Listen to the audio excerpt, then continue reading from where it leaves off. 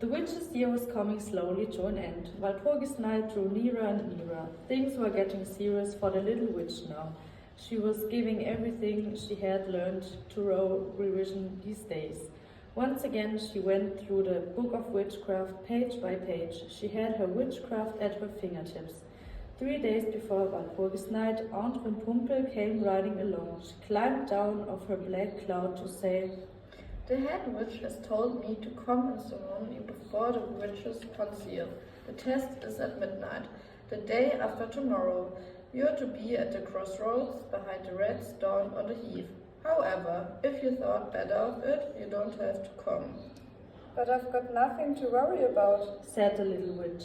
"Who knows?" replied the witch, shrugging her shoulders. "It might be wiser to stay at home. All the same, I willingly make you excuse to that." "Yes, I'm sure you would," said the little witch.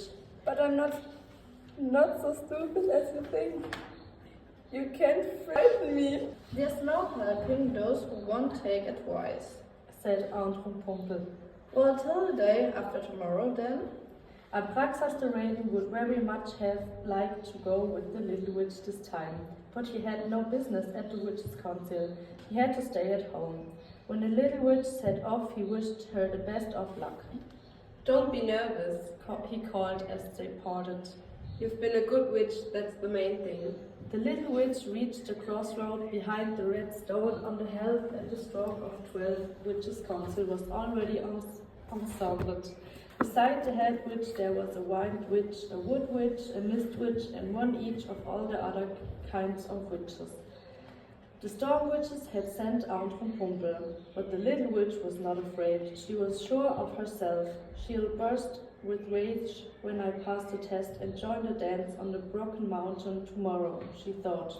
"Let's begin," said the head witch. "Let's see what the little witch has learned." So each in turn the witches had her exercises, calling up winds and thunder, making the red stone on the heath disappear, conjuring up hail and rain. They were not particularly difficult tasks. The little witch was never once at a loss, even when Aunt Rumpumpel told her, "Cast the spell on page 324 in the book of witchcraft." She was not stuck for a moment. She knew the book of witchcraft inside out. "By all means," she said calmly, and she cast the spell on page 324 in the book of witchcraft. It was a thunderstorm with flashes of lightning. "That will do," said the head witch. "You've shown us that you can cast spells. So in future I will let you join the dance on Walpurgis night. Although you're still rather young. Do any of the witches disagree?" The other witches agreed with her, but Aunt Rumpumpel replied, "I do." "What's your objection?" asked the head witch. "Aren't you satisfied with her knowledge of witchcraft then?" "No, it's not that," said Aunt Rumpumpel. "But she's a bad witch. All the same, I can prove it." She took a notebook out of her apron pocket. "I've been watching her secretly all the year. I've written down the things she did. I read them out." "You're welcome to read them out," cried the little witch. "I've nothing to fear if it's not all a pack of lies."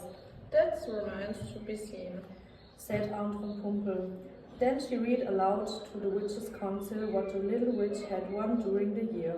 She told them how she had helped the woman picking up firewood and how she had taught the mean forester a lesson. And she told the stories of the flower girl, the driver of the cart with the beer barrels, and the chestnut man too. She told them about Corbinian the ox who lives the little witch had saved, and about the snowman and the boys who stole birds' eggs.